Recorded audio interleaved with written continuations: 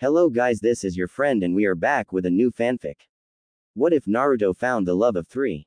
Naruto's most powerful love story begins. Part 2. And if you enjoy this fanfic then please press the like button and subscribe to my channel for more fanfic like this. And now let's start the fanfic. Heads, potions, papers and friends. Mr. Potter, would you care to explain what just happened in the Great Hall? McGonagall asked as they settle in the headmaster's office. Of course, headmistress. Harry said, Mr. Potter, I'm not headmistress, the Board of Governors have to decide on that. McGonagall said, still not believing that all this has happened. You are incorrect, Professor. Since I'm heir to 3 of the 4 houses, I have pretty much full control of Hogwarts and can make any position changes I see fit. Harry said, smiling to himself, the Board of Governors were only put in place to advise, that's all. I see. McGonagall said uneasily. Don't worry, Professor. I like you and Hogwarts knows that you would do a good job. Harry said, smiling. McGonagall felt better at hearing these words, but what about Albus? What has he done? McGonagall asked. He's kept me in the dark most of my life and he's stolen my money over the years. Harry said, a cold look in his eyes. McGonagall couldn't believe it. Dumbledore stole from the hero of the wizarding world. It made her sick that she was part of the plan to put Harry with Dursleys. Mr. Potter, I want to apologize for, McGonagall said, but was interrupted. I already know, Professor, and I don't blame you for it since you tried to stop him. Harry said, waving off McGonagall's apology.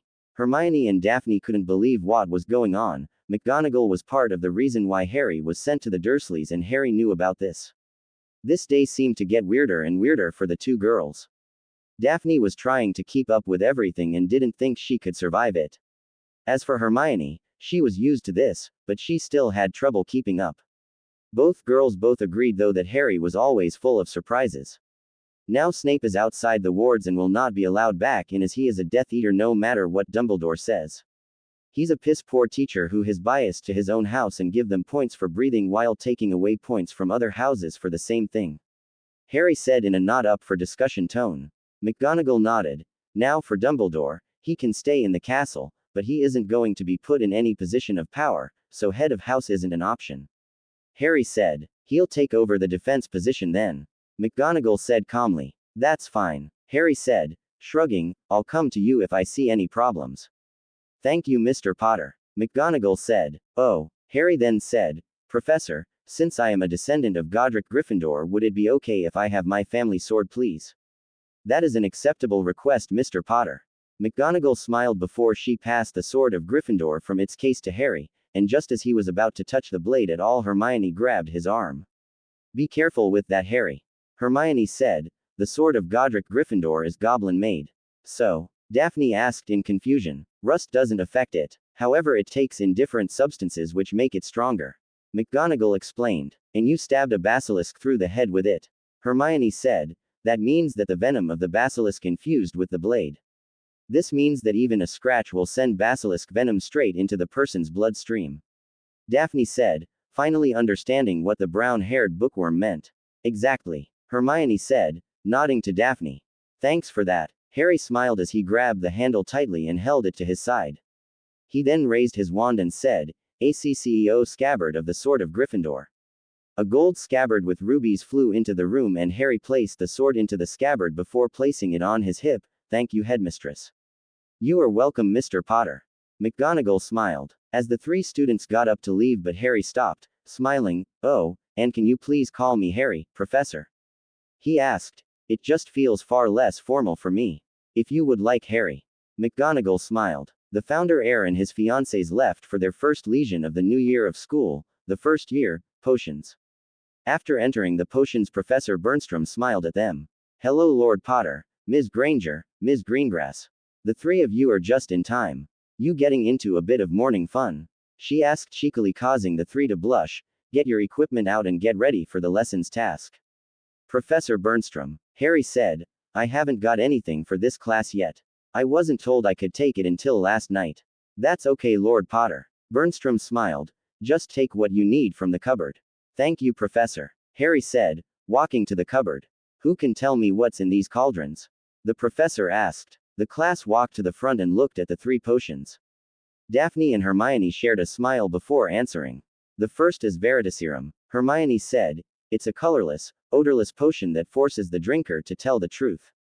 Correct, Ms. Granger. Professor Bernstrom smiled. 10 points to Gryffindor. But what about the second? The second is Polyjuice potion. Daphne added. It is a very difficult potion to make that normally takes about a month to create and allows someone to rake the form of another. 10 points to Slytherin, Ms. Greengrass. The professor smiled. What about the third? The two girls nodded to each other and said at the same time, it's a Mortentia. It is the strongest love potion in the world. Hermione said. It also smells different to every person depending on what attracts them the most. Daphne said, looking at Harry out of the corner of her eye. Harry was currently taking out his equipment, only half listening to his fiancée's award-winning brains. For example, I smell fresh grass, a soft fire and exotic fruits. My old fiancé over there. As she said the last word she gestured with her head.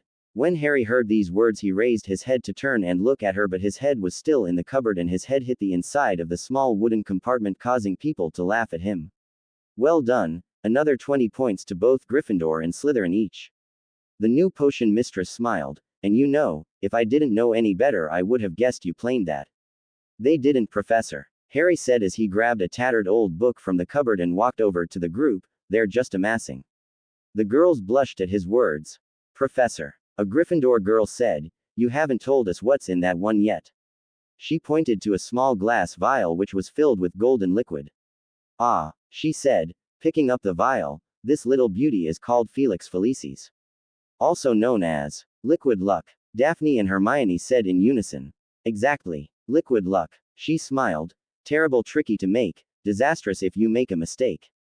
This marvelous little elixir will make all of your endeavors succeed. Until the effects have worn off, of course. Malfoy seemed to perk up at those words, and this is what I offer each and every one of you today. 1. Small vial of Felix Felicis, to the person in the hour that remains, creates the best brew of the draught of living death. Instructions of which will be found on page 10 of your books. The pupils of the class instantly ran to a table and opened their books. Harry and his girls were at the same table. The first page had the word, "This book is property of the Half-Blood Prince," written in it. Harry turned through the pages, each one had scribbles written on it. He read the instructions and noticed the notes were contradicting the natural instructions. He considered for a second whether or not to follow them, but then decided that it might word. The handwriting did look familiar. The first note said, "Crush with flat side of silver dagger, release better juices." Harry looked at it oddly, but shrugged and crushed it before dropping the juices into his cauldron. Everyone else was struggling to cut the sopophis bean, and when his girls saw what he did, Hermione asked in curiosity, "How'd you do that?" "Crush it, don't cut it," Harry whispered in Parseltongue so no one could overhear him. "No, the instructions specifically say to cut it." Hermione Parcel whispered back. "And how well's that working for us? Let's at least try it," Daphne said back, following her fiancé's instructions. Hermione sighed and did it as well. She found it surprising how easy it was and how much juice was releases. For the rest of the hour the three of them followed the instructions of the HB Prince and, by the end, all three had perfect brewed some draught of living death. "This is amassing," Professor Bernstrom said in shock. "I didn't expect anyone to get a perfect draught of living death, let alone 3 people. We're just magic." Harry smirked, earning him an elbow in the ribs from Hermione. "Well, I am happy to say that we have a 3-way tie between Lord Potter and his betrothed." The potion mistress smiled. "I will retrieve 2 more vials and all 3 of you will leave with your own vial of liquid luck."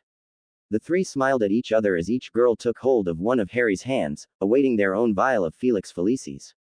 Next day, news of the radical changes swept through Hogwarts and made it to the paper. The Daily Prophet was all abuzz. Boy Who Lived, heir to 3 of the 4 founders.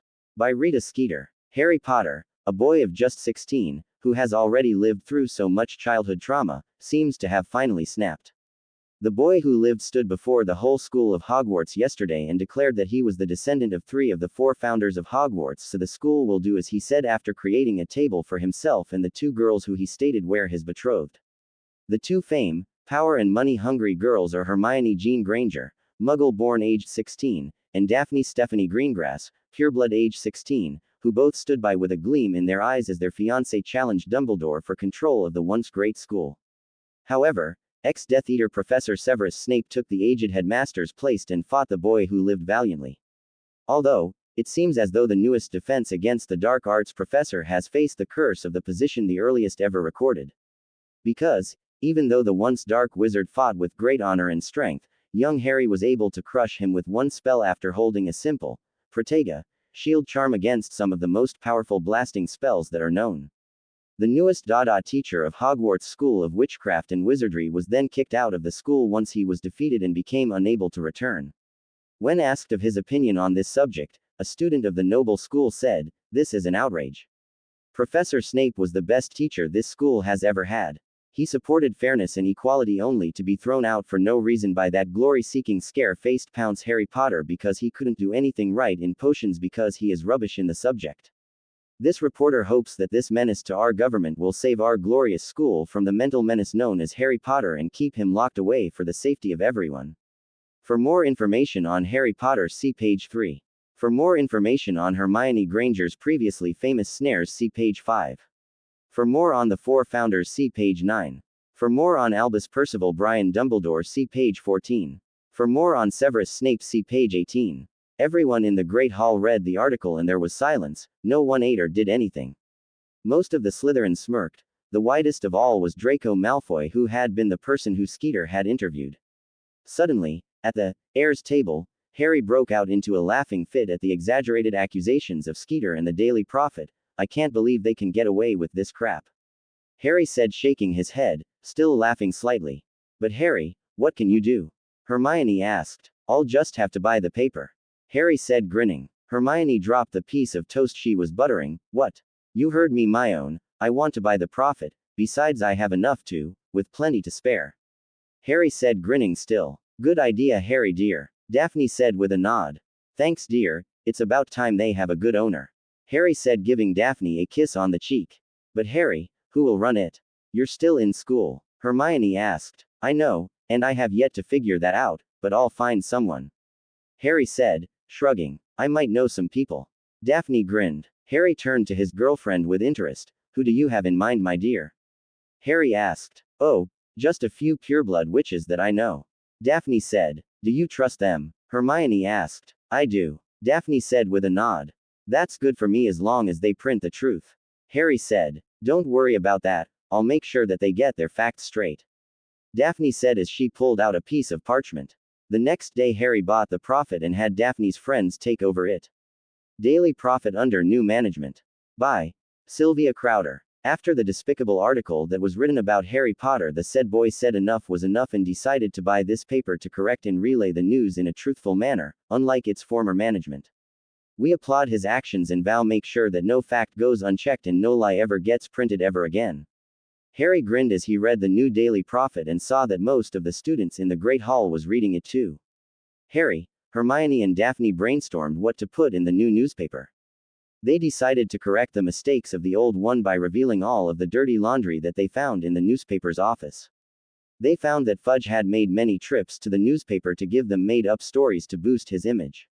Bribes were also revealed. Lucius Malfoy was one of the biggest, followed by Fudge then Umbridge. The newspaper was totally dedicated to all of what had been uncovered. The reaction in the Great Hall was shock and anger as the students and staff read how corrupt the government and newspaper was. "Well, it looks like you've stirred up some trouble," Neville said as he read the paper.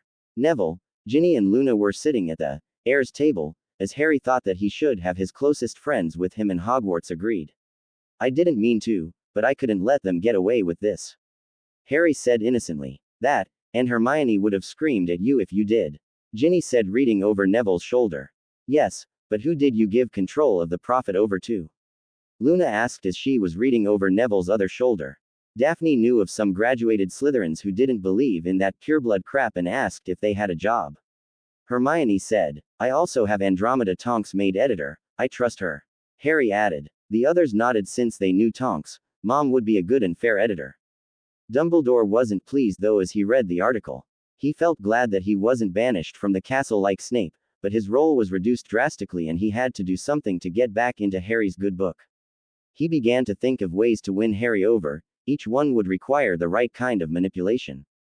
The wizarding world was shocked to say the least at the multiple scandals that were on the pages of the Prophet. They demanded the minister to resign along with most of his staff. They wanted the ministry to send envoys to Harry to apologize for the wrongdoing. The public got what it wanted as Fudge was out for the job as well as Umbridge. Malfoy, who was already in custody, had more charges added to his already present ones. The first Hogsmeade weekend came and Harry, along with his 2 girlfriends and his friends, walked the town having a relaxing time until they were attacked by a mob of reporters. Neville, Luna and Ginny stood in front of the threesome as a barrier to keep the reporters at bay. "Mr. Potter, who do you think should be Minister of Magic?" A reporter shouted. "Who are the 2 ladies by your side?" Another reporter shouted. "What are your plans for Hogwarts?" Another reporter shouted. "Quiet. One at a time, please," Harry said, waving his wand and sending off a few explosions to quiet down the crowd. The reporters did what they were told because they saw that Harry had his wand out and was ready to hex anyone. "Now, let's begin again, and remember, one at a time," Harry said, and the reporters were ready. "Okay, you there?"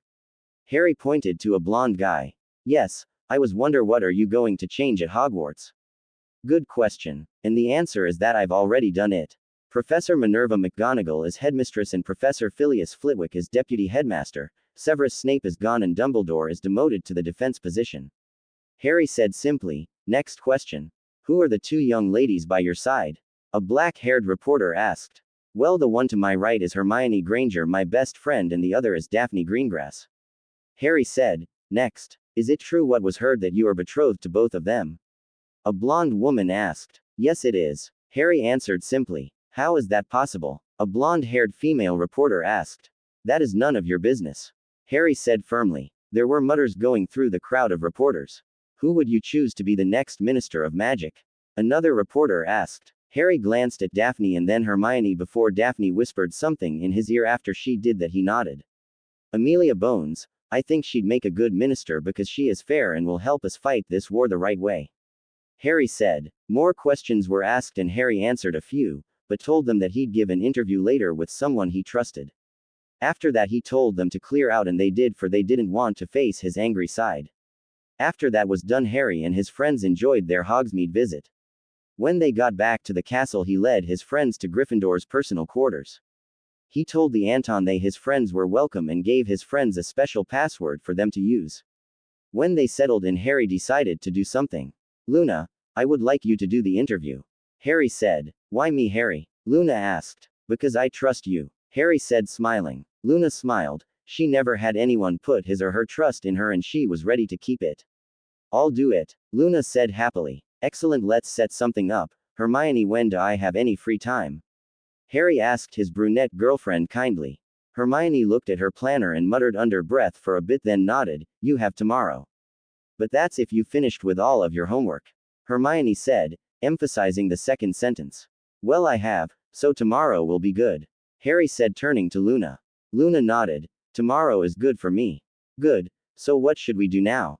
Harry asked, lying back on the couch. Ron was in the Gryffindor common room sulking. "Damn Potter, he always has to be the center of attention," Ron muttered. He was the only one there, as the other Gryffindors were outside enjoying the good weather.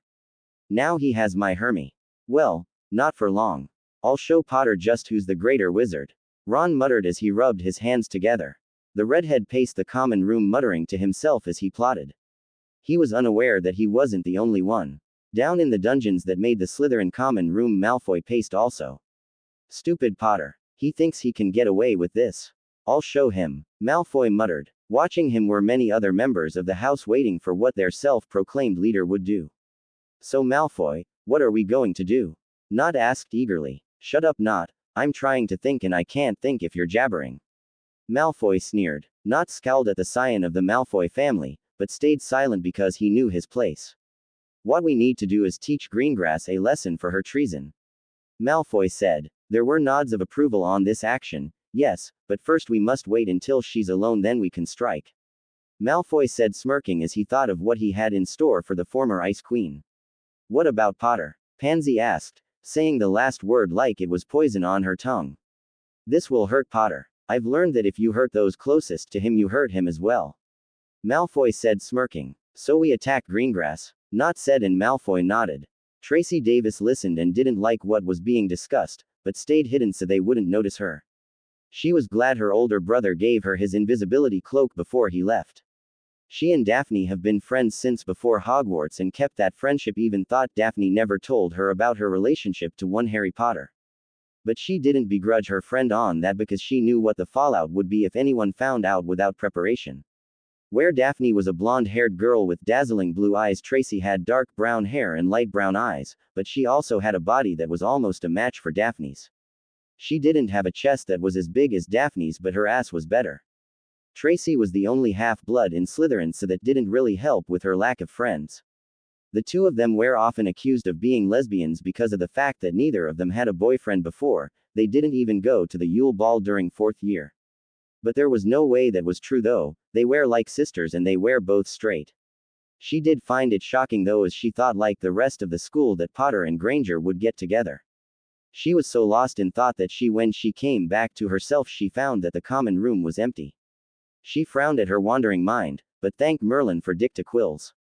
She didn't have to pay attention at all while the quill was active.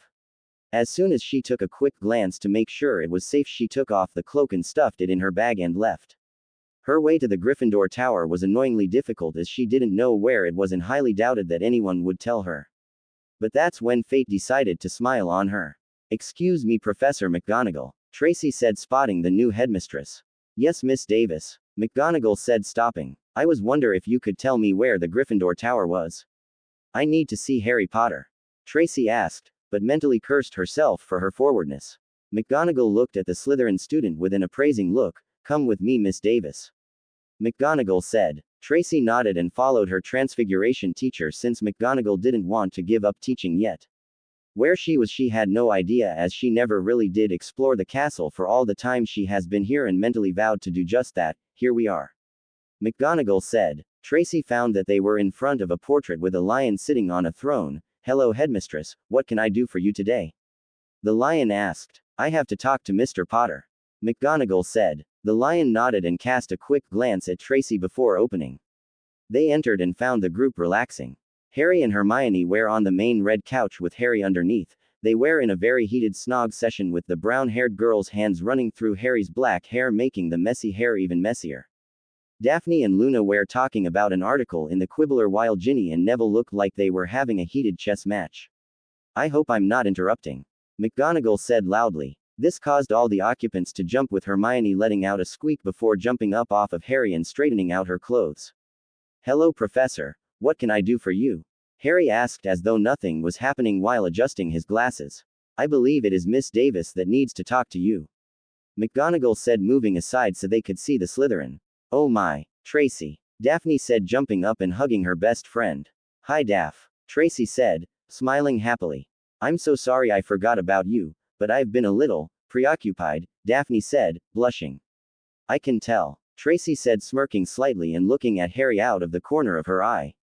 "Come in, Professor Tracy," Harry said, gesturing for them to have a seat. Tracy glanced at Daphne, who nodded and led her best friend to a seat. After Tracy was seated, Daphne went and sat on the other side of Harry.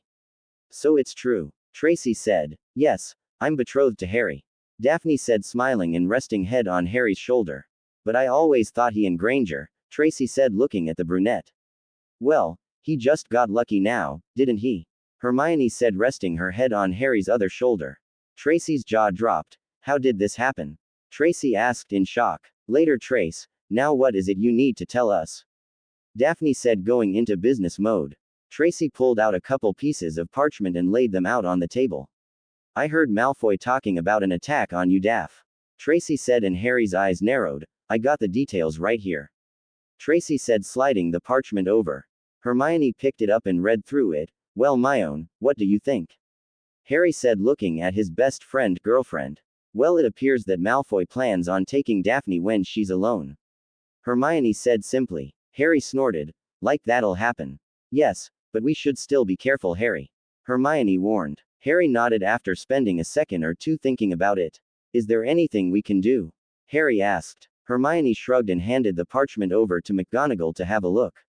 When the headmistress looked it over, she looked furious.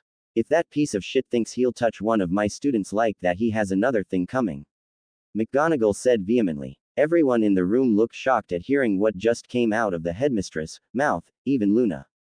"I have some work to do," McGonagall said, and left quickly. When she was gone, no one moved for a few seconds nor a sound made except for the crackling fire. Well, I never thought I'd hear that to come out of McGonagall's mouth. Neville said, breaking the silence. Well, she has always been protective of her house, and I guess now that she is headmistress she's going to try and protect the entire school population. Hermione said. Sounds about right. Ginny shrugged. Well, Daff, details. Tracy said, smiling. Harry and I met near the beginning of 5th year after one of his detentions with Umbridge and we got talking. We decided it might be good to get to know each other and meet in secret for a few weeks, getting to know the other's lives a bit. I eventually broke through his shell as he did mine.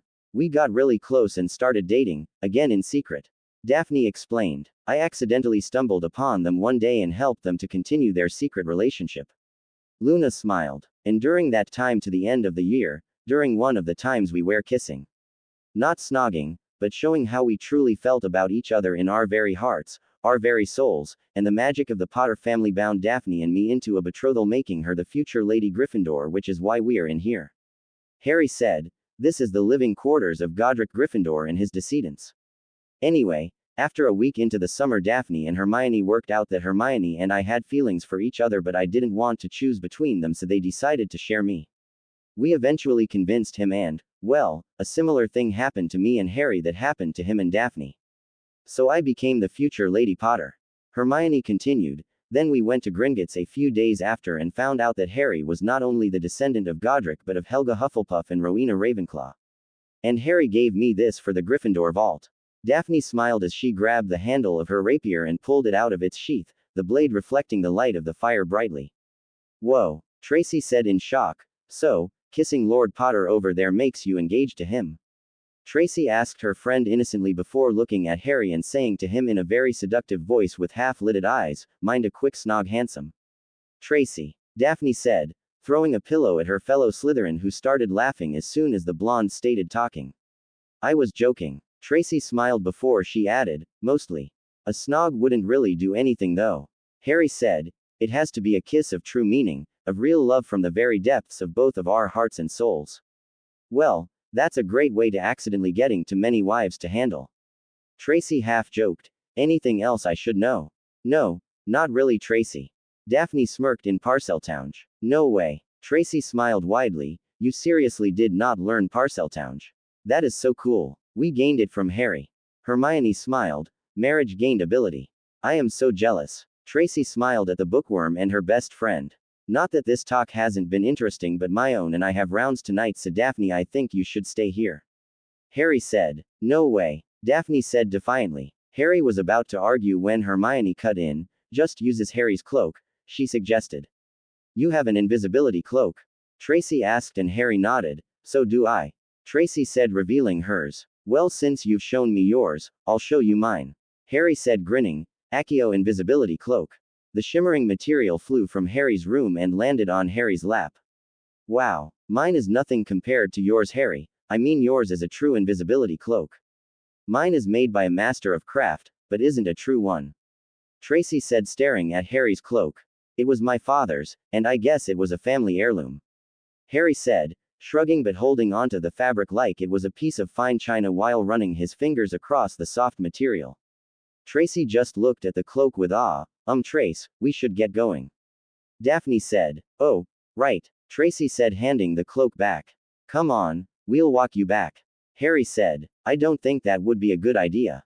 Tracy said. She's right, Harry. We can protect Daphne, but we can't do the same for Tracy.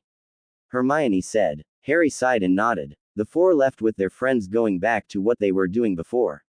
They left Tracy and Harry, and Hermione began their rounds with Daphne under the cloak.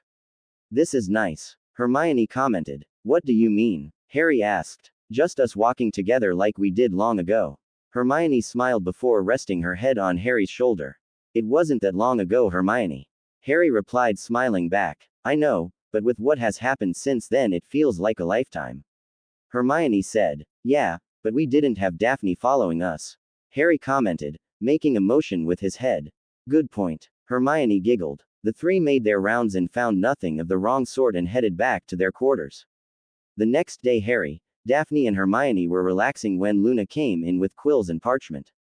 Ready for your interview? Luna asked. Ready, Luna. I really appreciate this. Harry said, smiling. Luna smiled and set her things down and got ready to write. The interview began with what happened at the Department of Mysteries and then went from there. Harry went all out, saying that he didn't think the Ministry was doing a good job handling the war and that Amelia Bones would turn the tide and that he is fully behind the woman. After the interview, Luna looked quite happy.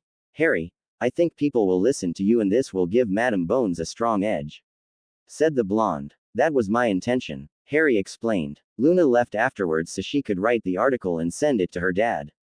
Harry, why didn't you say anything about us? Hermione asked. I was thinking the same thing, Daphne said, almost glaring at her betrothed. Well, I don't really want to publicize my relationships, Harry said. You do know that all of Hogwarts knows that we're betrothed, Daphne said in annoyance, as does the rest of the world. Science, you told the reporters at Hogsmeade. Harry shrugged. So, that's all they are going to know. You're doing this for our safety, aren't you? Hermione said quietly, and Harry nodded. Hermione sighed, which confused Daphne. Harry will do anything and everything now to protect us, Hermione said to her friend. So he'd hide our relationship to keep me safe, Daphne said, more to herself than anyone, and Hermione nodded. You're too noble sometimes, love, Daphne said, shaking her head. I just don't want to put you in any harm's way, Harry said. Harry telling the entire school that we're betrothed just put a big target on my back, Daphne said. Harry began to panic. Harry, settle down. I knew this was going to come, Hermione said. Why didn't you warn me? Harry asked, panic tone. Because it is better to have it out there now rather than wait and let it get worse, Hermione said before Harry sighed. Come on, let's head to the kitchens for a snack, Daphne suggested with a smile. I hope you liked this chapter. I added the talk with Tracy because I thought that the two best friends who hadn't talked science the end of 5th year. Then I added the article by Old Lady Skeeter because I wanted to see what the girl would think, and I hope I did her evil writing style the injustice it deserves. I then put in the potions class because I like that scene, and even though the Slughorn was gone, Harry could still go Mega Potion Master.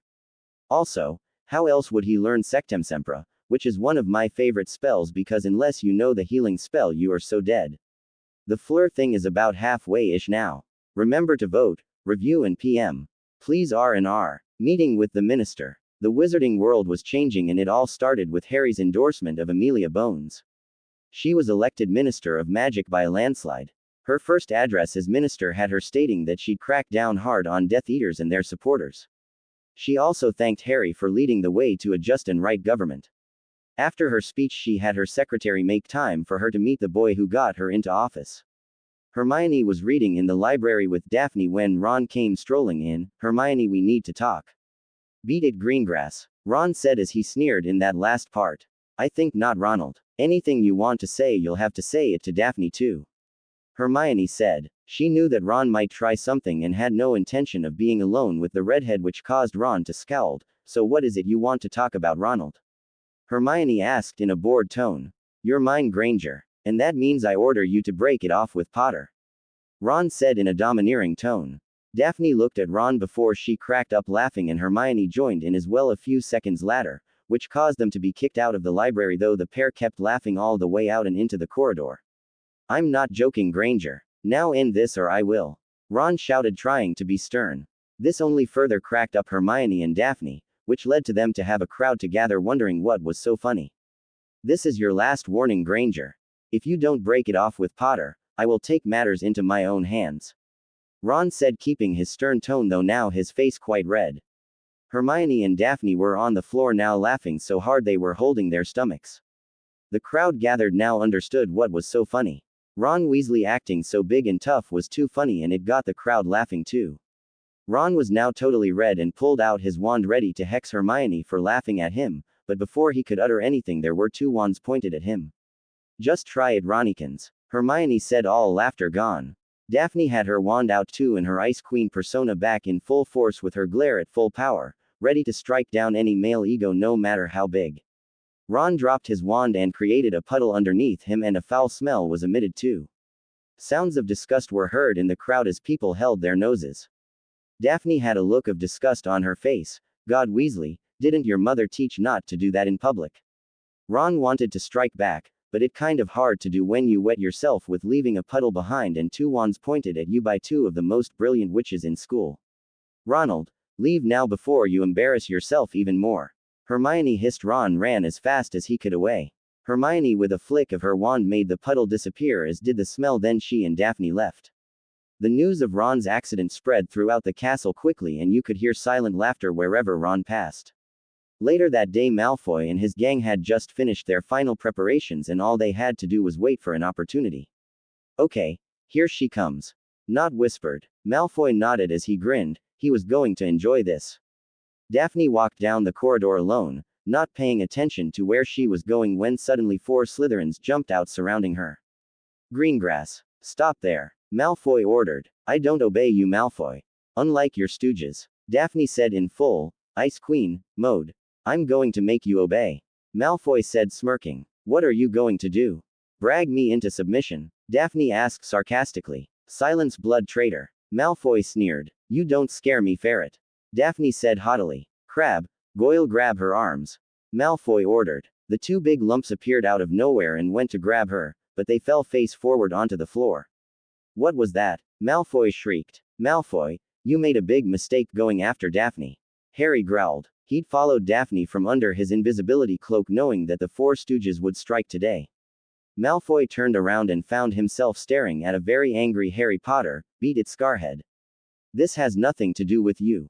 Malfoy sneered. She's my betrothed. So if you have a problem with her, then you have a problem with me. Harry said, gripping his wand tightly. Nott backed up a bit when he saw sparks flying from Harry's wand. Harry's eyes flicked towards Nott for a second, then back to Malfoy. You appear to be the smarter of the 2, Nott, so I suggest you get running now and see if you might be able to get Malfoy to understand as well. Harry growled. Nott nodded and tried to pull Malfoy away before the Ponce could be hexed badly. What are doing, Nott? Malfoy shouted as he started getting dragged away. That guy will kill you, Malfoy. Nott said. Yay, right. Draco growled, taking his arm out of Nott's grasp. Potter hasn't got in him. Don't be an idiot, Malfoy. Nott snarled. Now that the idiot is gone, I think we can go and meet Minister Bones. Harry said like he wasn't ever angry. I think so. But I wished you'd let me taunt him so more. Daphne said, pouting a bit. Harry rolled his eyes. Only you'd be upset about that. What? I love to do that to Ferret Boy. Daphne said, smiling brightly. Suddenly her expression changed to one of shock. Harry, duck.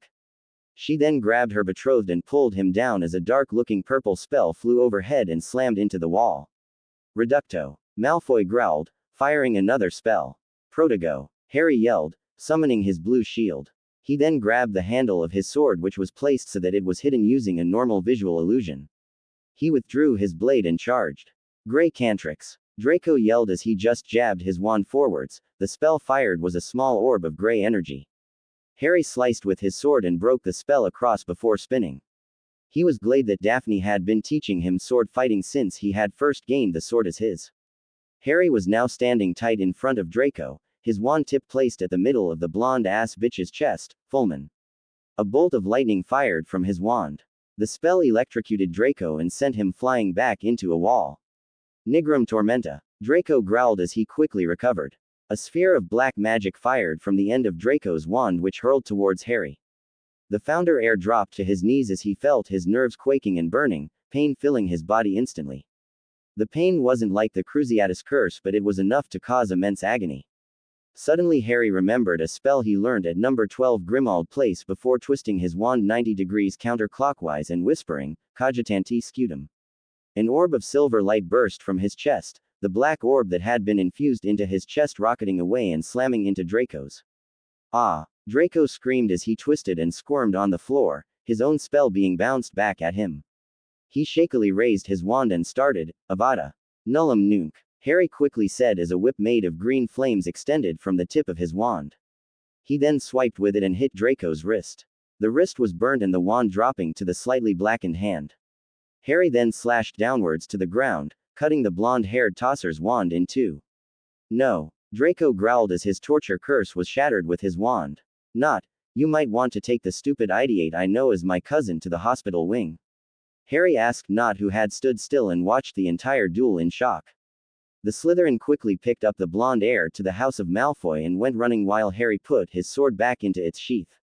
Come on, Hermione is probably waiting for us, Daphne said, taking Harry's hand with a smile on her face and kissing her fiancé on the cheek. The two headed to the classroom that McGonagall said they could use. When they got there, they found Hermione already there and she was talking to Minister Bones. Minister Bones, I apologize for being late. I had something to do. Harry said, bowing slightly. Think nothing of it, Lord Potter. I was enjoying my chat with your betrothed Miss Granger. Minister Bones. Well then, what can I do for you, Minister? Harry asked. I came to thank you for the support you gave me and want to invite you to the ball I'm throwing. Minister Bones said. Well, I think we can call it even since you were a big help when I was charged using underage magic before my 5th year, and as for the invite I accept, though am I allowed to have 2 dates since I don't think I could choose between them? Harry said. Minister Bones smiled. She liked this young man and knew that she needed his support for her to push through her agenda. Very well, I don't have any problem with you inviting both girls, though you'll have to decide how you'll dance with both of them, she said, chuckling a little. That I can handle, Harry said, grinning. When is it? December 12th. The minister smiled. That would be great. Harry smiled. Yes, well, I also wanted to talk to you about what you think will help with the war effort. Minister Bones said. I think what first need to do is increase the number of Aurors, but I think you know that. I think you need to weed out the Death Eaters that work in the ministry, they will only hinder any progress. Harry said simply. Minister Bones nodded. Anything else? Yes, I think you need a law that has to make wizards and witches show if they have the dark mark, and if they do, it's straight to Azkaban, no trial. Harry said. Lord Potter, I don't think I can do that. You do know that they deserve a right to a trial. Minister Bones said. Minister Bones, the only way to get the dark mark is to kill in cold blood, there is no other way. I think that's enough for them to be put in Azkaban. Harry said. All right, I'll see what I can do. But I can't make any promises. Minister Bones said. Minister Bones, do you know how many of Voldemort's followers have had to face? Harry asked, and the minister shook her head. Daff, I think it is time for the pensive, Harry said. Daphne pulled out of her robes a pensive that was taken from the Potter vaults. She tapped her wand to enlarge it, and then Hermione pulled from her robe several vials. Minister Bones was amazed at how well planned this was.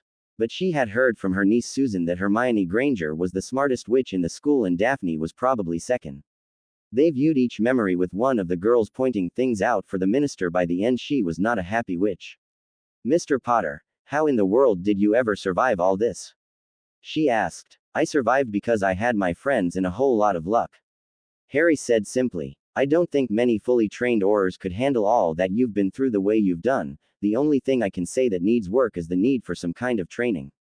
Minister Bones said. That's another thing, Minister. I wish to have someone train me. Now the memory I'm going to show you have to be kept a secret.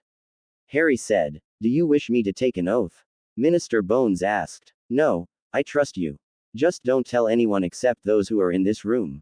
Harry said simply. Minister Bones was amazed that the boy so much faith in her, a person he barely knew. After she viewed the memory, she was livid. Mr. Potter, I think you should call me Amelia, since I think we'll be working close with one another, she said. Then please call me Harry. Harry said. Amelia nodded. After they viewed the memory, Amelia was even angrier. That old coot didn't give you any training because he wanted you to have a normal childhood. You are far from normal, Harry. And I'll do my best to make sure you get the training you need. Amelia said. I thank you, Amelia. I knew I could trust you. Harry said. Yes, and now that you've shown me evidence that it was Peter Pettigrew who was the Potter's secret keeper, I will do my best to clear you Godfather's name. Amelia said. I thank you, Amelia. Here is a letter from my parents' vault saying that Sirius wasn't the secret keeper, but Pettigrew. Harry said as he handed her the parchment. I thank you, Harry. Now I think there's much more to discuss. I didn't expect for any of this to happen when I set an appointment to meet you. Amelia said. Well, I'm not a normal wizard, and these two can tell you that I can never do anything normally. Harry said and gestured to his 2 girls. Hermione and Daphne nodded. I think they are right. Now let's talk some more, Amelia said. Harry, Hermione, Daphne and Amelia talked more, and she got a lot more information about Harry's adventures at school, with Hermione helping Harry out. Amelia was shocked when she heard of how Harry chased away over 100 Dementors, and she had to watch that memory again, which still left her awestruck. She also overlooked the fact that they used a time turner. Harry gave her the list of Order members that he knew of to Amelia so she'd know whose side people were on. Harry, I thank you for all the help you gave me. Amelia said, now on first name basis with the 3 people in the room. Well, Amelia, Besides you, Professor McGonagall, Remus Lupin, and Sirius Black are the only adults I trust. Harry said simply. Amelia felt great pride fill her that Harry trusted her and vowed to herself to never betray that trust. After their meeting with Amelia, Harry and his girls knew that many things are going to change and were glad since it was about time. Dumbledore sat in the room that the defense professor uses inside. He had no idea how things went so wrong. He didn't even know that Harry was seeing Miss Greengrass last year. How could he miss that? Now he had no power at Hogwarts and it seemed that Minerva is keeping him on a tight leash. He never felt so restricted in his entire life and knew the only way to get some control back was to persuade Amelia Bones somehow. He knew she would be hard to crack, but once he had her on his side she'd be a valuable asset to the greater good. So the meeting was a great success. Neville said. Yep. Amelia is going to push through measure to make sure Death Eaters will have a hard time, and I heard Gringotts will help with finance part of it. Hermione said. How'd you get the goblins to agree to that? Ginny asked surprised. It pays to be Harry Potter sometimes. Harry said grinning. Harry, what have you done? Luna asked playfully scolding Harry. I got the goblins to help, and they get all the goblin artifacts they find that is in a Death Eater vault and Sirius is also having the goblin clear out his vault also. Harry said innocently. Bloody hell Harry. Do you have any idea what you have done? Neville asked. Harry shook his head. Harry dear, you've done more to help goblin-wizard relations than any wizard has ever done and that includes Dumbledore. The goblins think of you as the wizard that will help give them equal rights. Daphne said. Really? I just wanted to be fair since the goblins are going to be the ones doing the work. Harry said shocked. That's my Harry, always doing what's right. Hermione said smiling. Voldemort was not very happy. He found out that most of his inner circle was now bankrupt. He had no idea how this happened, but he had to do something. He sat on his throne shooting the Cruciatus curse at his followers for their incompetence. The Death Eaters provided him with the financial means to back all of his projects. But without it, he now had no way to move some of his plans along. He knew this had to be the work of the new minister and that meant she had to be silenced immediately. Dumbledore wasn't happy with what was going on. As he read the prophet he found that the minister with the help of the goblins have taken all the money from Death Eater vaults. He had an idea that Harry was helping this, but had no idea how. What he had to do now was find a way to get back into Harry's good book and he had some idea on how to go about that. But it would be hard since the Weasley he used to get information from was no longer friends with the boy. He'd need a new spy and fast. Neville sighed as he sat in the library working on his charms homework. On one side was Luna Lovegood working on her stuff and on his other side was Ginny Weasley doing the same. He knew that both girls had some kind of feelings for him, and he had feelings for the both of them too. The bad thing was, he didn't know who he liked more. This frustrated the boy as a year ago this wouldn't even be possible. He was still a weak wizard that had no self-confidence. Now he had two girls working on to getting his attention. This was all Harry's fault. Neville, is this right? Ginny asked as she slid her parchment under Neville's nose. Neville scanned the paper and found it was her herbology homework. It looks good Gin, he said. Really, Neville? Ginny asked happily. Yeah, Neville said as he got back to his own work. Luna saw this and had a small frown on her face. Ginny had more experience with boys than her, which was her weakness. She had to find a way to make up a lot of ground fast. She also knew that Ginny had the advantage of knowing Neville for a longer time than her. But that didn't make her back off at all, it made her more determined to get Neville. She knew the boy had much potential and she knew she could bring it out of the once shy Gryffindor. She glanced over and saw that Neville was having trouble and decided to make a move. You need some help, Neville? Luna asked. Neville looked up. Yeah, but I think I'll wait for Hermione to help me. Neville said. Nonsense. I think I can help. Luna said. I am a Ravenclaw after all. Before Neville could protest, Luna took Neville's paper and read it through. Here's the problem, Neville. Luna pointed out. This then caused Neville and Luna huddle over his paper. Ginny scowled at this turn of events. How did Luna sneak in like that? I had him right where I wanted him and she does that. She thought. She and Luna were best friends but she really liked Neville. She was secretly worried that if Neville picked Luna over her she might start acting like her prat of a brother. Luna helped Neville the rest of the time on his homework and when she left she felt confident that she placed herself in a good position to snag a Longbottom. Harry sighed as he stared at the blackboard in History of Magic class. Sadly, Hermione made him stay awake, and whenever he tried to fall asleep, she'd pinch him to wake him up. Hermione, let me sleep, he's just going over the same stuff, Harry said as he yawned. No, Harry, you have to be awake for this. Right, Daphne? Hermione said, hoping her fellow Potter betroth would help her. Hermione turned to her friend and found Daphne using her history book as a pillow. Hermione scowled at this. Wake up, Hermione hissed as she smacked Daphne on the back. The blonde Slytherin jumped from the sudden pain and glared at Hermione. What was that for Hermione? Daphne growled. To wake you up, Daph. Hermione answered. Daphne groaned and looked at Harry for sympathy. Harry just looked sorrowfully at her and yawned but shook his head, showing it was no use arguing yet, and the blonde Slytherin silently growled. After class, Daphne and Harry were tired since they didn't have their usual nap in history. Honestly, you two, you shouldn't be asleep in class, Hermione chided. But my own, he's boring. And besides, we don't learn anything new, Harry whined. Yeah, besides, what we learn in history isn't that important outside of school anyway, Daphne said, covering her mouth as she yawned. But it is rude to sleep in class, Hermione countered. He doesn't even know Hermione, Harry said. Hermione folded her arms. Bloody hell, Hermione, we just sleep in one class. We don't do it in any other, Daphne said, annoyed at her friend. You better not, Hermione said as she turned and headed to the library. How did you survive being with her for so long? Daphne asked as soon as Hermione was out of earshot. She may be annoying at times, but she's saved me more times than I can count, Harry said. Daphne sighed. She knew Harry was right, but damn, Hermione was a stickler sometimes. Amelia sat at her desk now as minister and scanned the names on the list that Harry gave that had the names of members of the Order of the Phoenix. She didn't like leaks of any kind, was going to put a stop to it. A knock on the door broke her thoughts. Come in, Minister, your 3:00 is here, her secretary said. Send them in, Amelia said. Nymphadora Tonks, Hestia Jones, and Kingsley Shacklebolt entered. It's good to see the three of you, please have a seat, Amelia said, smiling. The three Aurors sat down, waiting for what this meeting was about. It has come to my attention that you three are in some sort of organization that isn't part of the ministry, Amelia said. Tonks and Hestia looked at one another nervously. Shacklebolt just stared right ahead. I see that you neither deny nor claim to be, which is fine. But I want you three to know that anything I tell you is in the strictest of confidence and will not be discussed outside this office, do you understand?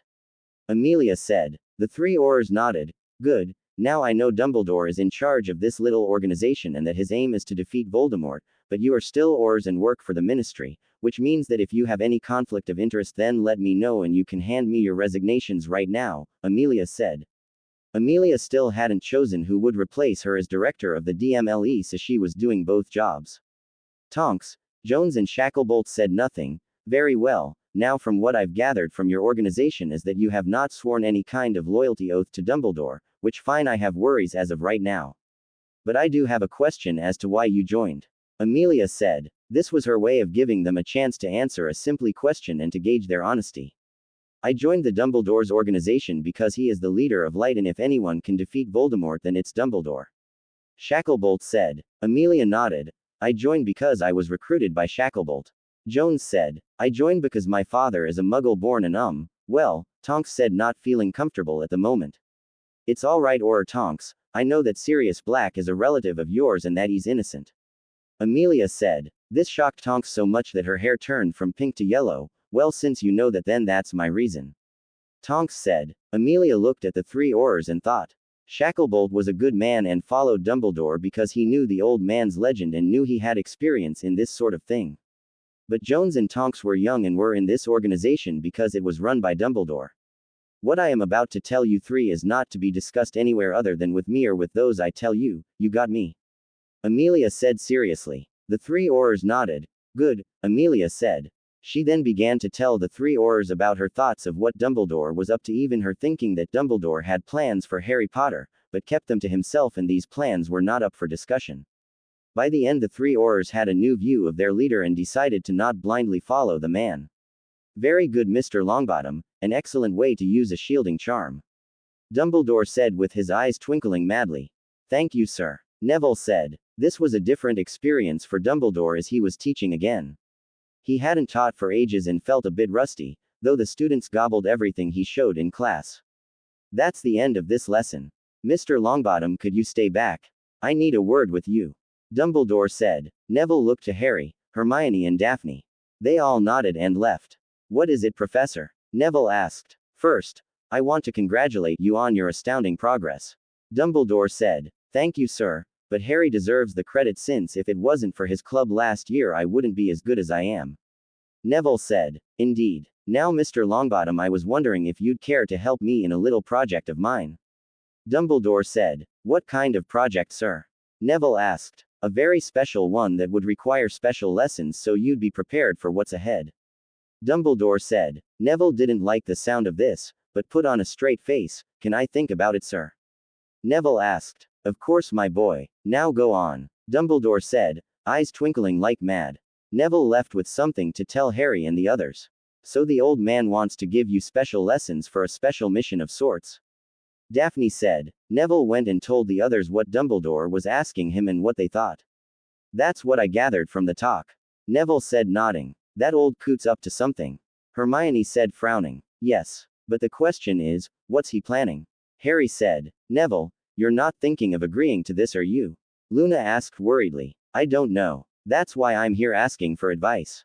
Neville said. We need to think about this, Neville. The old man is plotting something and we need more information. Daphne said. The others nodded. I hope you liked this chapter. I didn't have much to change or add this chapter or the next, so I combined them. I personally hate short chapters, they are just boring to read. This means that the Fleur stuff will finish 3 days after chapter 10 is posted. The fight scene was the bit I was most happy about adding. Having Draco getting his wand cut in two and his ass kicked with the winning strike more or less from his own spell. I thought it might be cool to add some of my own spells, so I made some up. There will be some other new spells that will appear throughout this story. Using OC spells is just too much fun. I simply translated a few different phrases for what I want the spell to do using Google Translator to change English to Latin. This is what each spell means in English. The words in the is what the spells mean in English. Grey Cantrix. This spell literally means Grey Hex. Nullum Nunc, Fire Whip. Cogitanti Scutum, Reflect Shield. Fulmen, Thunderbolt. Nigrum Tormenta, Black Torture Battle and Love. Dumbledore was pleased with what he was planning. He was going to use the Longbottom boy as a pawn to draw Potter back in. He knew that Longbottom would tell Harry what was going on, and that would in turn make Potter curious and want to know more. Which would make him come crawling back to him. Yes, and after a few oaths then Dumbledore would be back in control of Potter. The plan was ingenious. Voldemort had a plan to kill Amelia Bones. He was going to go himself to make sure it went well. Yes, Amelia Bones will die tonight. Harry was just about get to bed when Dobby popped in. Mr. Harry Potter, sir, Madam Boneses is in trouble. The house elf said quickly. Harry nodded and grabbed his wand. Take me to her, Dobby, he said simply. Dobby nodded and took Harry's hand, and they disappeared with a pop. Harry and Dobby arrived just before the wards fell. He and Amelia gathered the Aurors that were on guard that night assembled. Your main goal is to make sure Minister Bones is kept safe. Take out Death Eaters with everything you got. Don't use stunners since they are useless. Harry said. The Aurors looked to their boss, not knowing if they should follow a kid, even if it was the chosen one. Amelia nodded at the boy's words. Harry is right, stunners are useless, she said. Having their boss say this made them ready. The wards came down and the Aurors got set. Harry felt his scar twinge and he knew Voldemort is close by. Amelia, Harry said, looking at the minister, Voldemort's coming. He said simply. The minister nodded calmly. Harry then turned to the Aurors and said, Voldemort seems to want to come and see Minister Bones is killed himself. Leave him to me. If he gets to close, attack him, but no one here can beat him yet. Just distract him long enough for me to get in so I can give him enough pain to remember to stay in the pit he came from. The Aurors nodded to the boy, accepting his words. Suddenly there were flashes of blackness. About 100-odd Death Eaters arrived. The Aurors instantly started firing painful curses and Harry joined, drawing his old sword. As a Death Eater came into view, he raised his wand and yelled a spell he had read in the book he had gotten in potions, which seemed to have been created the Half-Blood Prince, Sectum Sempra. One of the Death Eaters got a cur across their throat and causing them to bleed to death in seconds. He then slashed another Death Eater's arm off and another across the gut, the basilisk venom spreading through their systems. The fight lasted several minutes until the Death Eaters realized that the Aurors weren't firing stunners at them, but lethal spells, which scared them a bit. They were too used to Aurors using non-lethal spells, so this change of tactic by the Aurors made them unprepared to fight back. Voldemort, seeing he was on the losing side of this, dissipated, scowling. At the end of the battle, about 20 Death Eaters were dead and another 15 were badly injured. After the fight, Harry went back to Hogwarts and Amelia made sure that the Aurors there wouldn't tell anyone that Harry Potter was here tonight. She even made them swear on their wand. When Harry got back, he found two angry girlfriends waiting for him. He could feel their magic and anger radiating off them, and it wasn't a pleasant feeling. But one thing he could say was he liked the view. They were both in their nightclothes. Hermione was in a pair of red PJs with gold flowers on, while Daphne was in an emerald green dressing gown, wearing who knows how little underneath. Harry James Potter, you better have a good explanation as to why you weren't here tonight. Hermione shouted as she glared at her boyfriend. Daphne just glared, letting Hermione do the shouting. Amelia was in trouble. Voldemort came after her tonight. I had a feeling he might, so I asked Dobby to keep tabs on her and to let me know. Harry said. And you didn't tell us this, why? Hermione asked furiously. I almost lost you last year. I didn't need to go through that again. Harry said sadly. Hermione's anger ebbed a bit with this, but she was still mad. You can't protect us all the time, Harry. We aren't going to be good little girlfriends and wait while our boyfriend goes off and fight. We are going to be there, right there with you, right on the front line. Hermione said, folding her arms across her chest. Harry frowned at this. Harry, we understand that you don't want us hurt, but this is war, and besides, you are training us so we can be prepared to fight and defend ourselves. Daphne said, speaking up for the first time. And I've had sword lessons since I was 5, so I can easily kill with my rapier without much effort.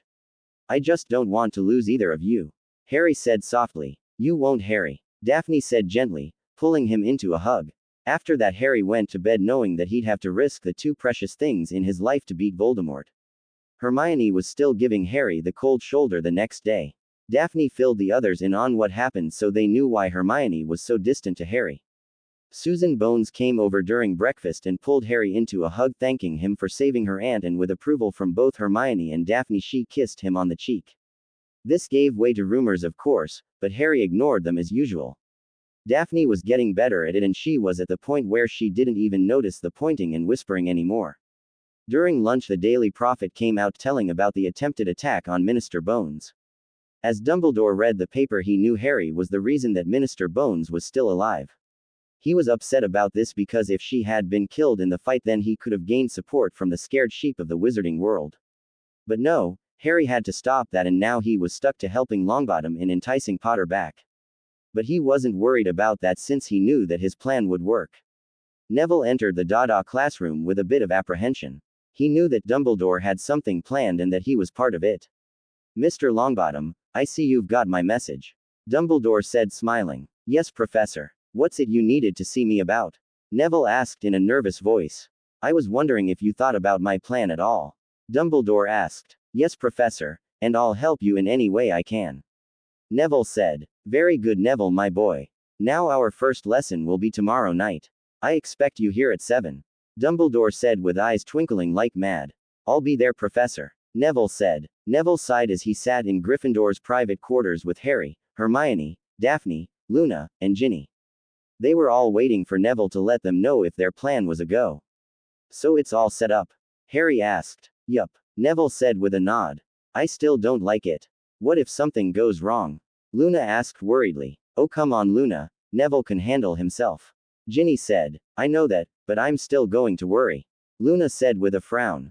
Don't worry, Luna. The spells that Daphne and Hermione created will work.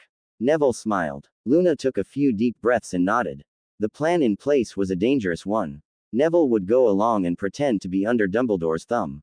The spells that Hermione and Daphne crafted were used to create a kind of listening system like the Muggle bugging system. It took a long while for it to be undetectable from all known spells. With these special listening spells in place, the group could hear what was going on and try and figure what the old man was doing. Neville took a deep breath as he got himself ready for the first meeting. Ginny had given a kiss on the cheek for good luck, and Luna did the same, but added a Hermione-like hug into it. He left and made his way to the Dada classroom. Ah, Mr. Longbottom, I'm glad you could make it. Dumbledore said, smiling. Yes, Professor. Neville said. Good. Now, Neville, you are here because I fear that I've made a grave mistake in my thinking. Dumbledore said. What do you mean, sir? Neville asked. I thought for a long time that Harry Potter was the chosen one to beat Voldemort, but I'm afraid I was wrong. It is you, Mr. Longbottom. Dumbledore said. Me. Neville squeaked. Yes, Mr. Longbottom. Or should I say Neville? Dumbledore said. But what do I have that made you change your mind, sir? I mean, Harry has done so much against Voldemort. Neville said. Yes, he has, but like Voldemort is after the wrong target. Now, I must teach you what I know so you can defeat him. Dumbledore said. Are you sure that I'm the one, sir? Neville asked nervously. Yes, I am. Dumbledore said in that way that meant he wasn't to be questioned further on the subject. Neville sighed. Good, now what I am going to telling you will be in the form of lessons. These lessons will be crucial and I will need a promise that you will not tell anyone else what I'm telling you. Dumbledore said. I promise, sir, I will tell no one. Neville said. Which is kind of true, I won't be telling anyone because they are listening to it at the moment. Neville thought with a smirk. The lesson began and all Neville learned was a bit of Voldemort's upbringing as Tom Riddle. That was it, and when the lesson was over Neville rushed back to Harry and the others. Hey Nev. Harry greeted. Neville nodded and plopped down onto the sofa next to Luna. Luna seemed pleased with this, but Ginny had a scowl on her face. What is that old coot playing at? Him thinking that he made a mistake with Harry. He didn't even give Neville a good reason why he changed his mind. Hermione said furiously. He's lost it. Ginny said, shaking her head. No, he still thinks that whatever he says will be taken as the truth and that no one will question him because he's Albus Dumbledore. Daphne said. I never knew he was so egotistical. Harry said, shaking his head. Well, that's all fine and good, but what else did you learn, Neville? Luna asked. Neville went on to explain the memories that Dumbledore showed him of Riddle's upbringing at the orphanage. This helped them get a better understanding of what Dumbledore was teaching Neville. You only got so much with their special listening charms. So Dumbledore feels responsible for how Riddle turned out, but turned around to do the same to Harry. Hermione said in confusion. It doesn't make any sense at all, Hermione. We may never know the real reason. Daphne said. I know, but I so want to strangle the old goat with his own beard. Hermione said vehemently. Harry sighed and shook his head. He knew that nothing will stop Hermione from planning Dumbledore's demise. Nice acting, Nev. Harry said, trying to lighten the mood. Thanks, I think I did quite well too. Neville said, smiling. Yes, I was quite convinced that you were still the same you back in 4th years before you got the confidence boost. Hermione said. Yes, that stutter you did on Voldemort's name was superb. Daphne said, laughing slightly. Neville blushed at all the praise he was being given. The rest of the night they commented on Neville's acting and also thought of what Dumbledore was planning. Dumbledore leaned back in his chair as he mentally reviewed what happened tonight. He had gotten Neville to come and that meant that Harry would be informed. Soon Harry will be back where he belongs. Dumbledore grinned as he rubbed his hands maniacally. The next day was a Saturday and Harry took the time to relax with Daphne. Hermione was in the library looking up something. The two were sitting in one of many sofas in their room, the fire blazing and coating the room on a soft glow. This is nice, Harry said with a smile. Daphne looked down since Harry had his head in her lap. What do you mean, Harry? She asked. Just you and me, together, no one else. Harry said. Daphne smiled. She knew definitely what Harry meant. They never had any time to be together, just the two, since Hermione joined in and with the start of school. She missed those times since she utterly loved Harry with all of her heart. I love you, Harry. She said. I love you too, Daph, always and forever. Harry said. That's cheesy, Harry, Daphne said. Well, you know what they say about people who are in love. Harry said. What's that? Daphne asked with confusion. They can get quite cheesy. Harry said, smirking. Daphne huffed and slapped Harry on the shoulder. Honestly, you ruin a beautiful moment. Daphne said, huffing slightly. My sweets, what makes you think we were having a moment? Harry asked, grinning. Daphne was about to speak when Harry captured her lips with a kiss. They snogged for a long while as they changed positions. Now Daphne was lying on the couch with Harry on top of her. His hands were running along her body, never stopping once as Daphne's hands traced Harry's back and urged him to do more. Don't stop, Harry, Daphne panted. Harry had no intention to so.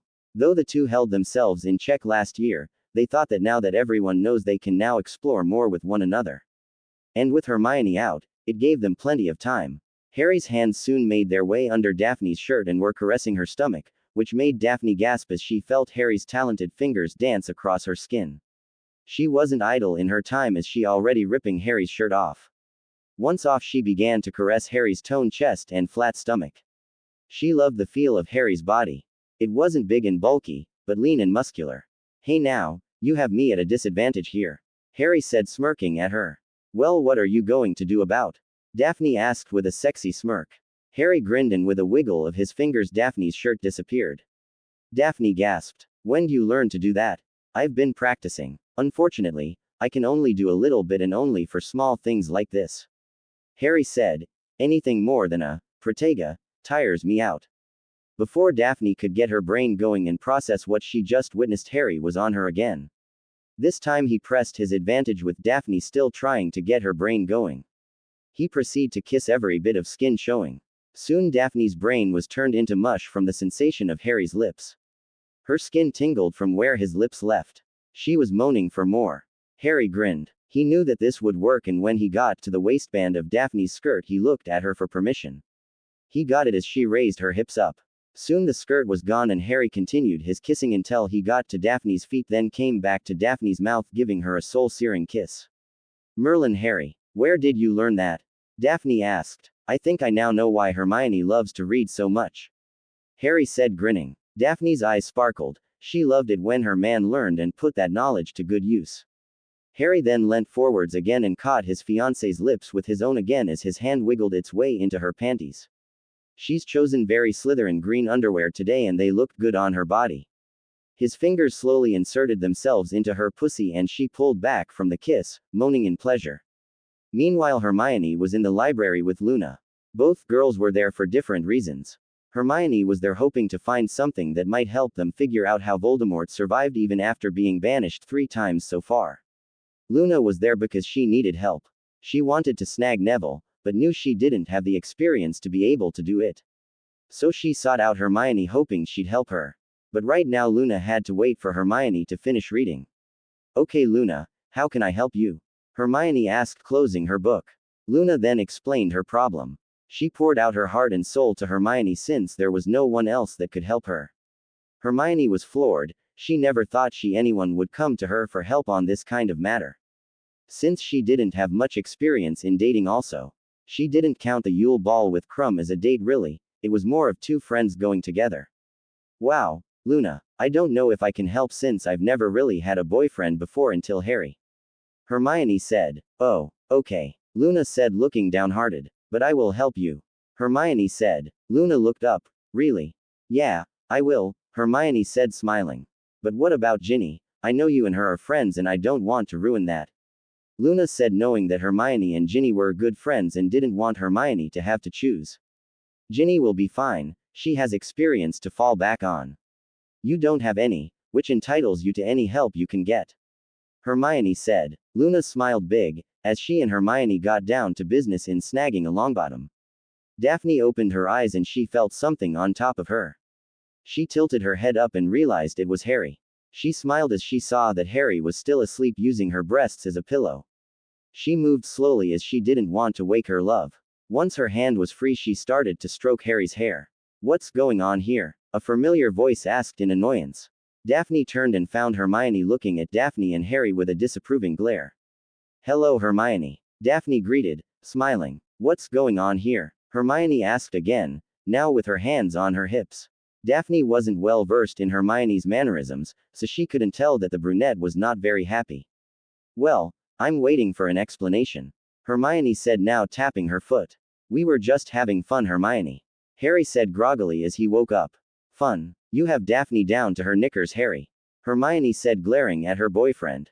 So, we didn't do anything further than that, Harry said. Hermione opened her mouth to retort, but Harry stopped her. I don't see why you're so upset, unless you're just envious that Daph's in a position that you want to be in right now, Harry said, smirking at the end. Hermione's cheeks took a red hue and she hid her face. I think you hit the nail on the head, Harry, Daphne said, grinning. Just put your clothes back on, Hermione said sharply. Come on Hermione, you and I are both girls here.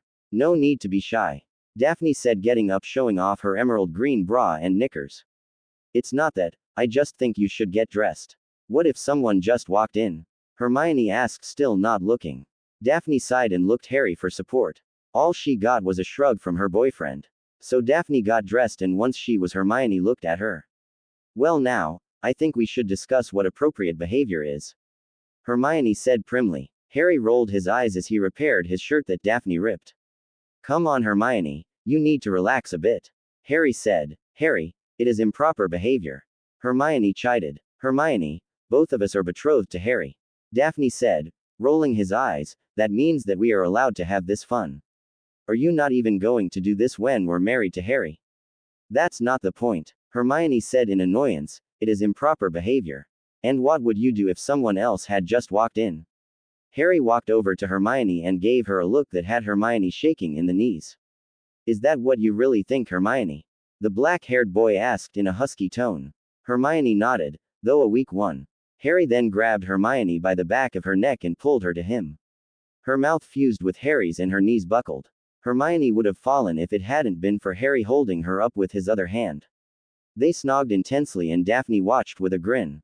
At dinner that night, Harry was wearing a satisfied smirk on his face and Hermione looked dazed. Her eyes were slightly glazed over, and if someone tried talking to her, it took a whole 5 minutes for her to respond. Harry, what did you do to her? Ginny asked. Nothing. I just showed what a good time was, Harry said, smirking still. Luna couldn't help but giggle at this. What's so funny, Luna? Neville asked, looking at the young blonde. Luna leaned over and whispered into Neville's, which Ginny saw and glared at her friend for being such close contact with her target. Neville was red in the face when Luna was done. Is something wrong, Neville? Daphne asked, suppressing a smile. No, nothing's wrong, Neville stuttered. Daphne went back to her meal with a smile on her face. Neville couldn't believe what Luna had just told him. He knew he didn't have any reason to not believe the blonde sitting beside him, but still he wasn't sure if what she said was true. Did Harry ravish Hermione, and that is why Hermione is like she is now? This question puzzled him, but he didn't want to really think about it, since it is no nice to think of your friend's betroth like that, definitely if that betroth is also your friend too. But then his mind went to thoughts of himself ravishing either Ginny or Luna. He knew that both girls fancied him. He wasn't as stupid or blind as some boys his age, but he still didn't know what to do about it. It made him nervous since both girls are his friends and he didn't want to lose either of them. He needed to talk to Harry later. Later, back in Harry's private quarters, Harry was working on his potions essay with Daphne helping him. Hermione was still a bit out of it, so she sat on the couch in front of the fireplace with a book open, but not really reading it. She had been staring at the same page for the past hour. Ginny was sitting beside her doing some reading herself. Luna was getting help from Neville on her herbology essay.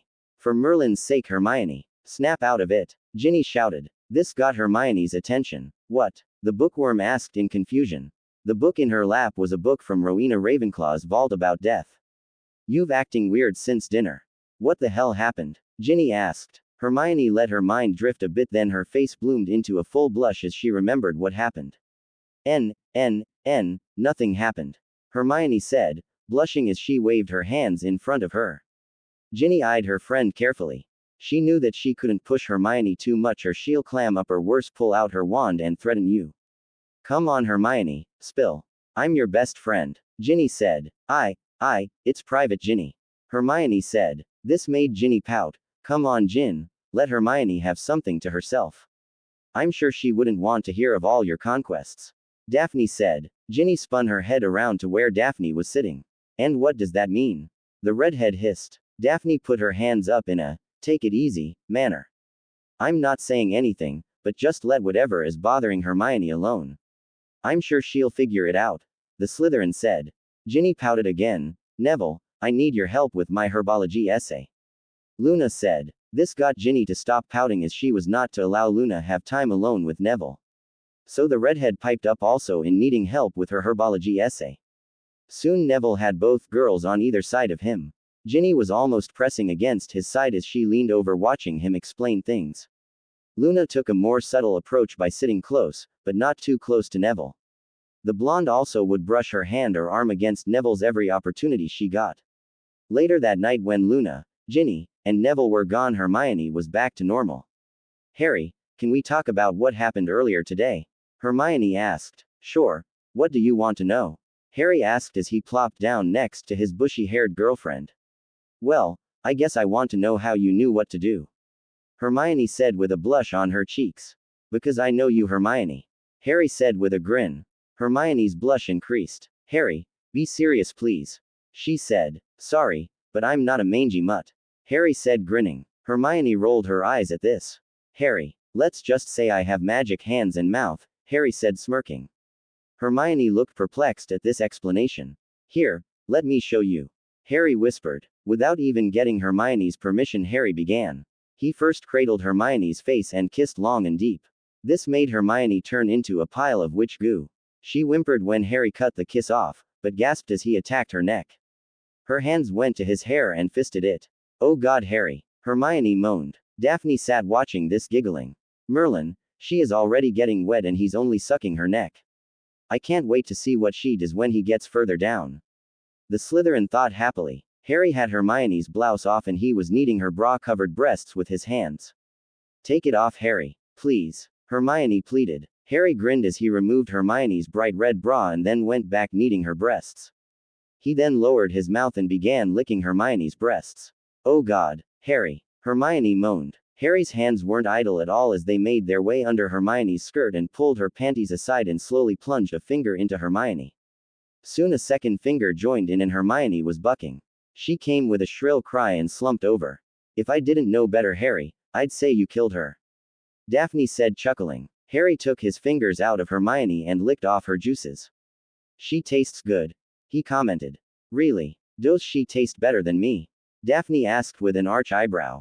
Harry just smiled and got up. I'm going to bed, he said, grinning widely. Harry, tell me, Daphne demanded. Harry ignored Daphne and continued to his room. Harry James Potter, Daphne called out, but Harry still ignored her and was in his room and shut the door. Daphne crossed her arms and huffed. Soon Daphne left for her room, leaving Hermione alone. The next couple days Hermione was in a very good mood, which kind of scared everyone that knew her since they've never seen her this way before. Hermione, what is up with you? Ginny asked. What do you mean, Ginny? Hermione asked. Well, you seem to smiling a lot and I've never seen you so giddy before. Ginny said. I'm fine, Ginny. I'm just more relaxed this year. Hermione said. Ginny eyed her friend with suspicion. Oh, Ginny, leave it alone. Hermione's is in a good mood, so let it be. Luna said. But she's never in a good mood, I mean like this. It has to be some kind of spell. Ginny said. Oh, it's a spell all right, a spell of orgasmic proportions. Luna said, smiling serenely. Hermione blushed a bright red at the word, orgasmic. Plans and Horcruxes. Neville came rushing into Harry's private quarters to find Harry and Daphne relaxing on the couch. Harry's head was in Daphne's lap as Daphne stroked Harry's hair. I need your help, Harry. Neville said urgently. Sure, Nev, what can I do for you? Harry asked, sitting up, which made Daphne pout slightly. Neville sat down in the chair near Harry. It's Ginny and Luna, he said. What about them? Harry asked curiously. They both fancy me, and I don't know who to choose. Neville said in a panic. Why don't you date both of them? Daphne asked like it was obvious. I'm not sure if I can do that. I mean, Harry can, but I don't think I can. Neville said. Come on, Nev, you can do anything you set your mind to. Harry said, trying to encourage the heir of the House of Longbottom. I still don't know, Neville said with uncertainty. Look, Neville, all you've got to do is sit Luna and Ginny down and talk about it. If they agree to it, then that's good. If they don't, then come back to us and we'll help you. Harry said. Thanks, Harry. I knew you could help me. Neville said happily before he decided to leave for the Gryffindor common room. What do you think is going to happen? Daphne asked. Don't know, but I guarantee you that it will be fun to watch. Harry said with a smile. Harry, that's cruel, Daphne said, chiding her future husband. It's a slow year. I need something to do. Harry said with a shrug. Daphne just sighed and shook her head, though she had a smile on her face. Meanwhile, Luna and Hermione were in the room of requirement strategizing. I think you're doing all right, Luna. He seems very interested in you. Hermione said. I hope so, Hermione. I really like him. He's the first boy I've ever really liked, well, except for Harry, but that was when I was a kid and dreamed of marrying the boy who lived. Luna said. Hermione understood what Luna was saying since she was young once and dreamed of marrying the knight in shining armor. I know what you mean, Luna, but I guess my dream sort of came true. I'm dating my knight in shining armor.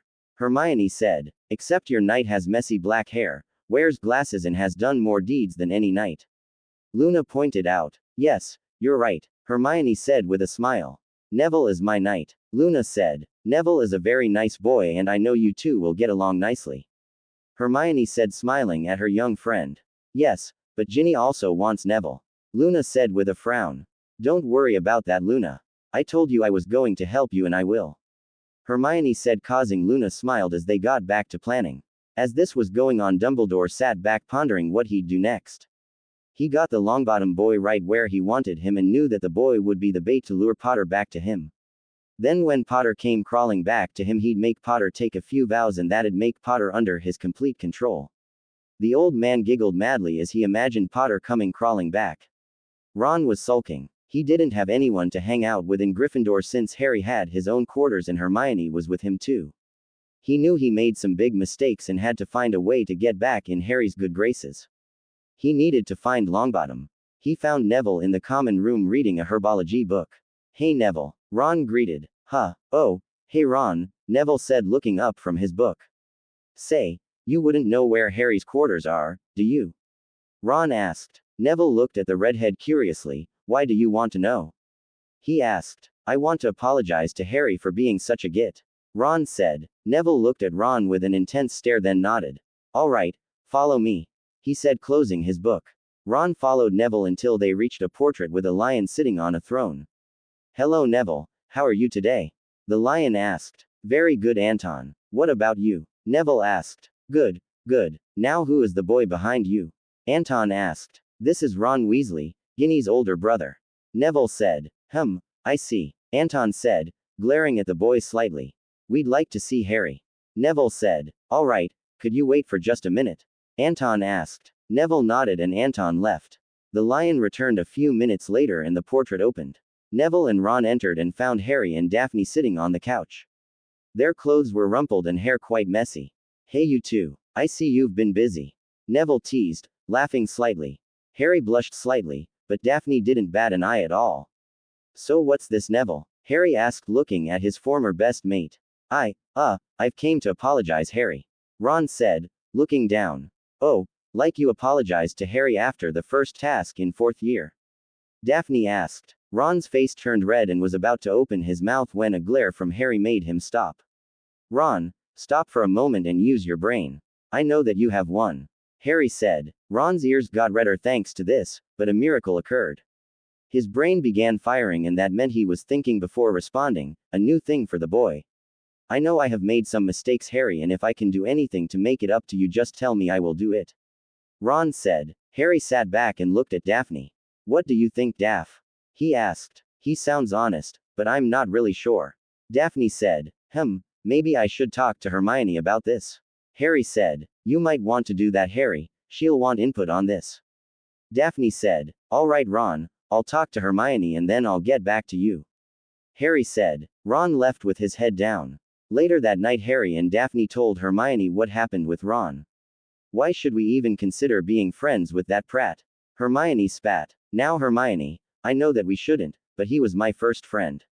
Harry said. I know Harry, but you've outgrown him. Hermione said. I know Hermione. Harry said with a sigh. Harry, I just don't want to see you hurt again. Hermione said. Daphne just sat there watching the two since she knew they needed to work this out themselves. Hermione, I wasn't thinking of going back to the friendship Ron and I had, but maybe something like it. Harry said. I don't know Harry. Hermione said with uncertainty. Look, it will on a trial basis first. If he acts up then that's it, I'm done with him. Harry said. And if he passes? Hermione asked. If he does, I'll hang out with him a bit more, but keep some distance. I won't be as close to him as I was. Harry said. Hermione began biting her bottom lip and Harry knew Hermione was thinking heavily. Weighing every option, looking at each pro and con under a microscope. He could actually see the gears working in her head. This made him smile. Daphne was curious about this. Harry, what is going on? She asked. Shish. Hermione's thinking. Harry said, smiling. Yeah, so? Daphne asked. She quite cute when she thinks. Harry replied. Daphne looked at Hermione and had to agree with Harry. Hermione was a bit cute. though she didn't swing that way at all. But that caused her train of thought to change slightly. What would happen when they were both married to Harry? Wives normally sleep with their husbands, so will all three of them share a bed? And what about the sex? Will they have a schedule or something? And what about the person whose turn it wasn't that night? Will they sleep in a spare room or would they have to watch or something? These thoughts were climbing, imagining her future as Lady Gryffindor with Hermione and Harry, as well as the children they would likely have. Have you come up with anything, Hermione? Harry asked after 10 minutes of Hermione's thinking. Yes, I've decided to let this happen. But I want you to be cautious. Hermione said, and Harry nodded. Good, now what shall we do? Hermione asked. Harry's lecherous grin made Hermione's panties dampen. He moved over and began caressing Hermione's bare arms. Soon Hermione's shirt was off along her bra. Harry's mouth began to lavish Hermione's breasts. Hermione gasped at the sensation. Hermione, you taste good. Harry said. Hermione was red in the face even after all this time and all they've done. Harry's hand was under Hermione's skirt and was playing with her panties. Please, Harry. Please. Hermione begged. Please what, Hermione? Harry asked curiously. Stick them in me. Hermione moaned. Harry was always a gentleman and did what the lady told him. So he plunged 2 fingers into Hermione's core. She gasped at this. Soon Harry was plunging his fingers into Hermione over and over until she came. Daphne was watching all of this, was getting quite hot by now. As she told herself before, she wasn't like that, but that was a very hot to watch. Her shirt off and she was pinching her own nipples as her other hand was playing with her wet center. Harry looked up and smiled. He got up and moved towards Daphne. He kissed hard on the mouth and pushed Daphne back. She allowed this and soon her hands were replaced by Harry's. She came as well and was exhausted. Harry got up and walked to his bedroom whistling, leaving his 2 girls asleep. Hermione awoke the next morning feeling cold, and when she moved she found that her top half of her body was exposed. She immediately panicked, then remembered what happened last night and smiled. She looked over and found Daphne asleep in about the same undress as she was. She wanted to thank Harry for giving her such pleasure, but wasn't sure how. She needed to talk to Daphne about this and get her opinion also. She fell back asleep feeling content. Harry began hanging out with Ron again. It started with a chess game, then went on talking about Quidditch. Harry kept to these topics even if Ron asked him more personal questions. He'd switch the topic and Ron would latch on to that one, forgetting what he had asked before. Until one day, come on Harry, you've got to tell me what it is like to have 2 witches. It's like every wizard's dream. Ron said. I'm not going to do that, Ron. Only Malfoy would be bragging about having 2 witches. Harry said, rolling his eyes. Ron pouted. But I'm your mate, Harry. I know you've probably told Neville everything. He said. No, I have told Neville anything. You know why? Because he doesn't ask. He respects my privacy. Harry said, holding back his temper. Ron backed up a bit. Sorry, I didn't mean it like that. I was just curious. He said. I know, Ron, but that is private and I'd to keep it like that way. Harry said. Sure, so how about a game of chess? Ron suggested. Harry sighed and nodded. Neville slouched down. He was in another meeting with Dumbledore and was getting a bit bored hearing the old man going on about memories and his theories. I can't believe I thought this guy was so great. Neville thought. Neville, my boy, it is important that no one knows about this. Dumbledore said. Yes, sir. Neville said. Good. Now off you go. Dumbledore said. Neville left and headed to Harry's quarters where they broke down everything they had heard. They used a pensive so they could see what Dumbledore was showing Neville. After they were done, Daphne shook her head. That old man thinks that Voldemort made Horcruxes to cheat death, the Slytherin said, shaking her head. What are Horcruxes? Hermione asked. They're a myth. Supposedly to make one you have to kill someone in cold blood, then perform a ritual to split your soul. Daphne said. Okay, but why do you call it a myth? Hermione asked. Because there's no feasible way to split your soul. My daddy has told me stories of wizards trying and they killed themselves doing it. Luna said. How do you know about this, Luna? I know because my family has books on certain dark magic.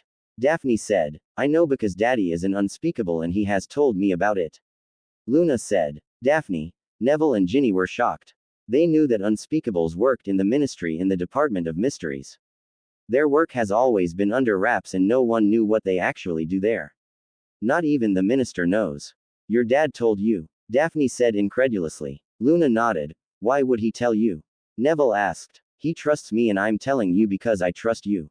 Luna said. Thank you for letting us know, Luna, and you have my word that I won't tell anyone else. Harry said. The others followed suit in their vows. Luna smiled. She knew she made the right choice telling them. Okay, so we know that making a Horcrux is impossible, but then how did Voldemort survive? Hermione asked. Beats me, but there probably is a whole load of explanations, some we might not even understand. Daphne said. Wait, Harry said suddenly. What is it, Harry? Neville asked curiously. He is using Horcruxes, he stated. I thought we already agreed those were impossible. Daphne said in an annoyed tone. But he made more than one. I know it, Harry said. How is that, Harry? Luna asked curiously. Ginny's first year, was his reply. The basilisk. Neville asked in confusion. No, Harry said, looking forwards, the diary. Ginny's face paled at those words. Ginny, when you held it, did it feel almost dark? Forbidden. Vile. Ginny replied, nodding, but I quickly associated that felling with the felling of a friend. And it held a part of old Tommy Boy inside it. There is no way you can place memories inside an object like a book and have it become a living sentient, fully living body. Harry said, and if a Horcrux is part of Voldemort's soul, then that could take a living form because it's already alive. That makes sense. Hermione nodded. But that doesn't explain how he split his soul. Daphne said simply. What does Lord Voldemort do better than anyone? Harry asked. Use dark magic. Neville asked. Murder. Luna said, all dreaminess lost from her eyes and voice. Yes. Harry said darkly. Killing is not bad. It happens in self-defense or protecting something that is important to your heart. But murder, killing someone just to kill someone, tears at your soul. It destroys it, splits it, Hermione said, understanding what Harry meant. And he wouldn't just make one Horcrux either. Ginny said, Voldemort is so full of himself that he wouldn't care about cheating death, he'd want to rub it into death's face. 7. Luna said, he tried to split his soul into 7 pieces. How do you know that? Neville asked. 7 is a number said to make magic number. Luna said, it is always seen as a very important magical conductor, so he would think having 7 separate pieces of his soul would somehow make them stronger. He had an obsession with the founders because he thought that he was their only descendant, being Slytherin's heir. Daphne said, I'd say he made 5. Harry said, his diary, something else personal, Hufflepuff, Ravenclaw and Slytherin. He probably tried to use my death to create one with Gryffindor. He probably made his snake into a Horcrux after he returned, and then there's Voldemort himself. Dumbledore destroyed a ring that belonged to Voldemort's grandfather. Neville said, and Harry destroyed the dairy. Ginny said, that's 2 pieces down and 5 left. Hermione nodded. I'd say that we should kill the snake in the same battle before old Tommy Boy. Harry smiled. As for the others, he probably gave at least one to one of his most faithful to look after, like he did with Lucius Malfoy. He didn't tell them what it was, just that it needed to stay hidden and safe. I'd say he gave it to Bellatrix Lestrange would have one. Luna said, it's probably in her vault in Gringotts. Neville said, which has been taken away. Harry smiled, we could have found one. Wasn't Sirius's brother a Death Eater? Ginny asked. Sirius might have overheard something. And he probably hid one in Hogwarts as well. Harry nodded. Hidden somewhere in the castle, somewhere he thought only he could get into. The Chamber of Secrets? Hermione asked. Maybe. Daphne said. Or maybe somewhere else. We should talk to the goblins and Sirius this summer. Harry said. If we've found 2, we could just destroy them and deal with the other 3 pieces later. I'll research how to destroy a Horcrux. Hermione said. Yay. Daphne nodded. Neville, you should ask Professor Dumbledore how to destroy a Horcrux next time you see him as well, he probably knows. Got it. Neville smiled. Meanwhile, the rest of us need to try and work out where else he might have hidden a Horcrux. Only one left, Harry said, and everyone nodded. The diary. The ring. Hermione said. The snake. Daphne added. Hufflepuff. Ginny smiled. Ravenclaw. Luna nodded. And Slytherin. Neville finished. We're almost done, Harry said with his eyes closed as he sighed heavily. Voldemort is almost dead. You can do it, Harry. Godric said from the wall. Fight and win. Kill the vile servant of the deepest darkness. Thank you, Godric. Harry smiled. No need, my young one. Godric smiled. I see myself and your father in you. We should all get to bed. Neville said as the 3 guests stood and left the room. Night, guys. Night. The 3 said together before Harry stood up and walked over to the 2 women he loved and kissed them both lightly. See you in the morning. He smiled. Night, love. Daphne smiled. Good night, Harry. Hermione smiled. The boy who lived then walked into his room and fell onto his bed before he got changed and went to bed, but in the girls' room Daphne and Hermione were sitting on the same bed, talking. Hermione. Daphne sighed. Yes, Daphne. The bookworm asked. What's going to happen when we both actually get married to Harry? Wives normally sleep with their husbands, so will all three of us share a bed or something? There's so many things we haven't thought about. Daphne said simply, and then there's the whole sex thing. What will we do about that? I'm not sure. Hermione said, but Harry is just so magical in bed. She sighed at that, lying down on the bed looking at the ceiling, well, at least with his hands so far. And it was more in the sofa than the bed, but you know what I mean. Yay. Daphne sighed happily. Imagine what he'd be like with his mouth down there. Or when he's actually fucking us. The two girls shuddered at the thought. We should repay him for how he's made us feel. Hermione nodded, making up her mind. Yay. Daphne smiled. You go first. What? Hermione asked in shock. You've known him longer. Daphne replied. But you've been dating him longer. Hermione replied. Which is why he'll need you to warm him up for my repayment. Daphne said, giving a Slytherin smirk. What are you going to do, Daph? Hermione asked curiously. I don't want you to risk ruining the surprise. Daphne replied. He might persuade you. How? Hermione asked curiously. Keep fingering you but stopping when you're near the edge and just tease you for a bit before going back in and just keep repeating that process until you snap with the need to come. Daphne shrugged. I doubt Harry would do that. Hermione said, waving her head dismissively. With any other girl? No. And that's only because he has no feelings for them. But to us. Most defiantly. My mother told me about it near the beginning of summer. Loving torture, she called it. The one kind of torture that you would love. Daphne explained. Got any ideas for my repayment? Hermione asked. A few. Daphne smirked. I'll tell you tomorrow. For now I think we should get to sleep. She got up from the red-sheeted bed Hermione slept in and walked to her one green-sheeted bed when she suddenly stopped. I've got an idea. What? Hermione asked. Next week we should invite Tracy, Luna, Ginny and my sister into our room and have a sleepover-type early double bachelorette party. Daphne smirked. We could have the really one during the summer, but we could have one this summer just for fun. What about Harry? Hermione asked. He can sleep in Gryffindor Tower for one night. They've still got his bed there. This is an optional room. The blonde Slytherin smiled. Hermione just closed her eyes and bit her lip, thinking. After a minute she smiled and said, let's do it. She suddenly felt Daphne kissing her slightly. It was only a kick-peck, but when they pulled apart they were both blushing and Hermione asked, why did you do that? Well, we're both marrying the same man, so when I think about it the best thing to do would to be have a threesome at least every once in a while. Daphne replied, that way we both get satisfied. So, what you're saying is we should try to get a bit more than friends. Hermione half asked half guessed. No. Daphne replied, we just become friends who pleasure each other when we both want to be with our man. I'll think about it, Hermione said, pulling the covers over herself. Hermione. Daphne asked as she sat on her own bed. Yay. Hermione replied, I've been thinking about this since Harry mentioned being friends with Ron again. He said you looked cute when you're thinking and, personally, I agree. Night. Night. Hermione said as she fell asleep.